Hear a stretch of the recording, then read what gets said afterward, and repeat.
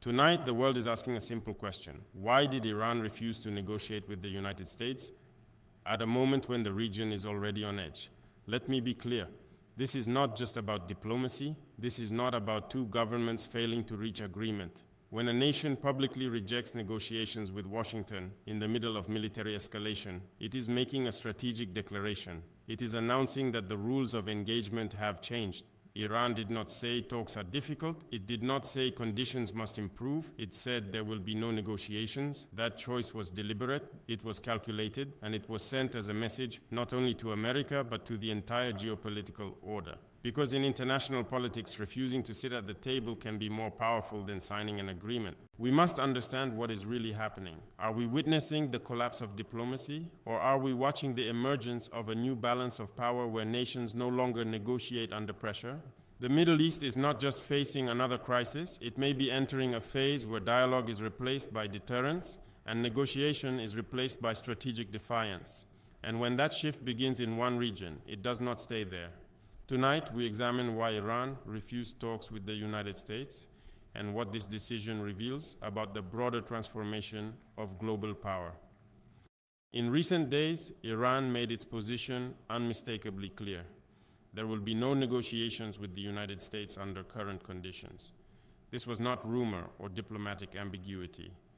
It was an official statement delivered through Iran's highest security channels, firmly denying that talks are taking place.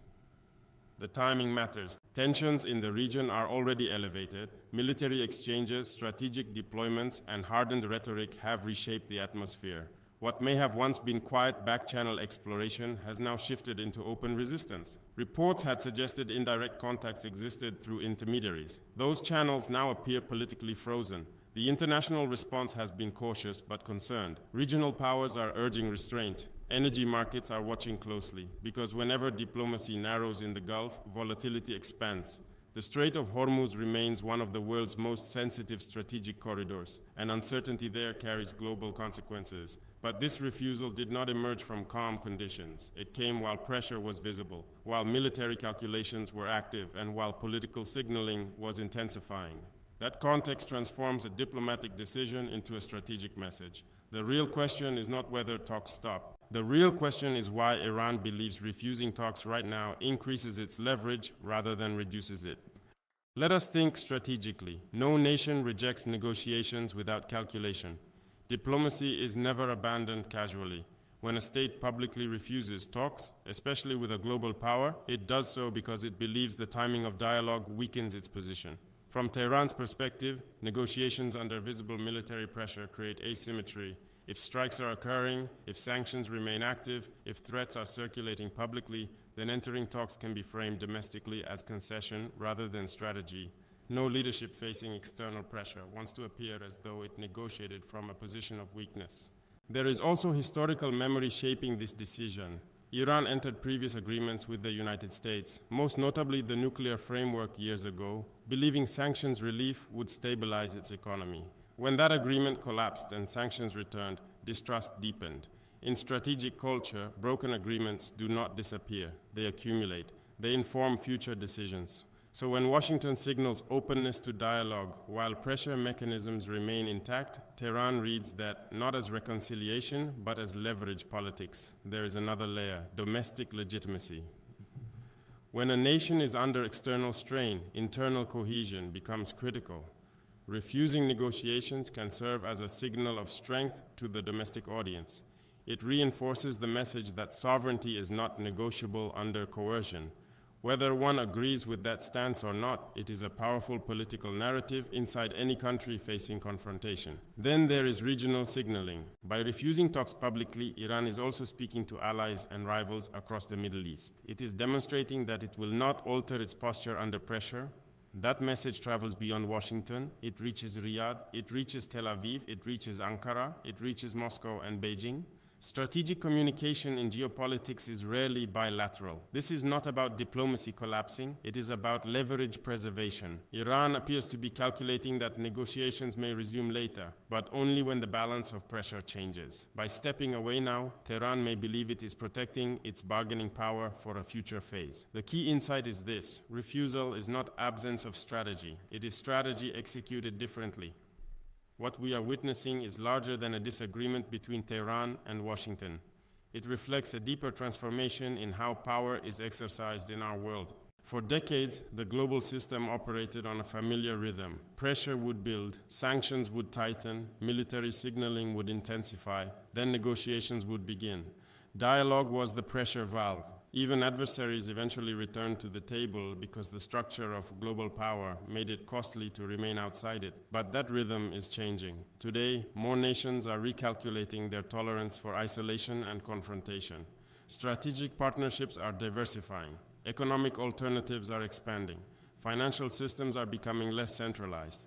Energy markets are less predictable. In such an environment, the cost of defiance is no longer what it once was. Iran's refusal to negotiate under pressure signals confidence that the geopolitical landscape has shifted enough to withstand isolation longer than before. Whether that confidence is justified remains to be seen.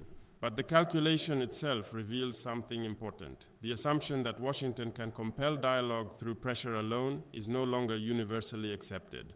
We are entering a period where deterrence politics may replace negotiation politics. Instead of diplomacy serving as the first exit from escalation, strategic signaling and military posture are becoming the primary language of interaction. That is a dangerous evolution because deterrence relies on perception, and perception is fragile. This is not unique to the Middle East. Across different regions, we observe similar patterns.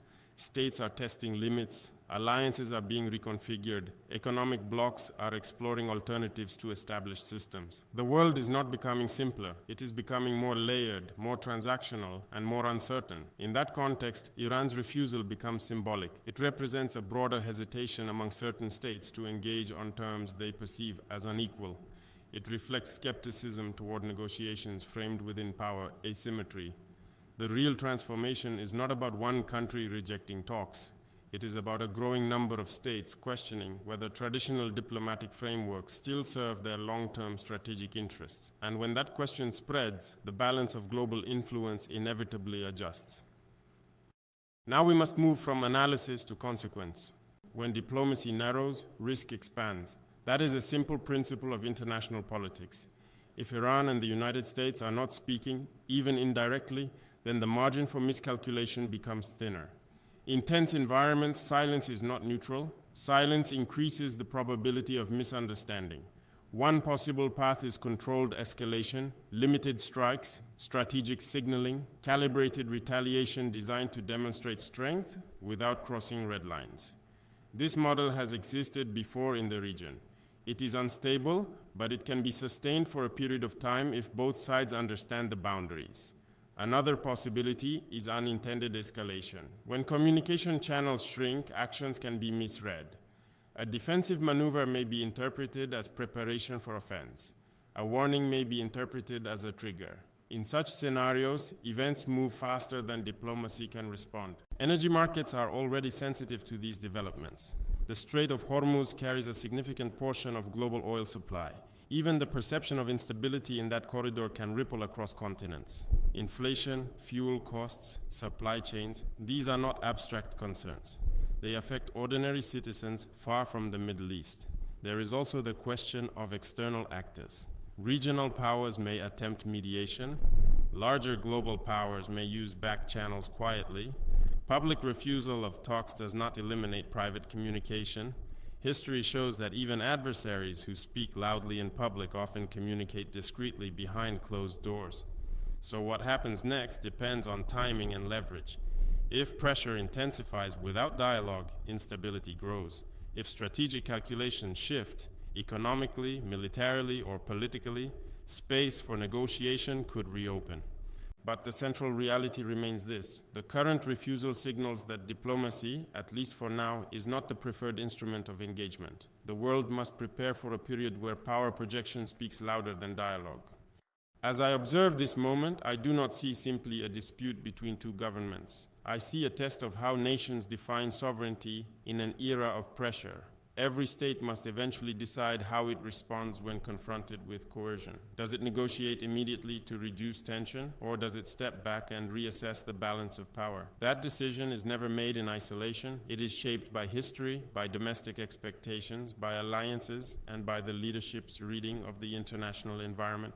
Iran has chosen, at least for now, to demonstrate resistance rather than accommodation. That decision carries risks, but it also reflects a calculation that endurance can strengthen bargaining power in the long term.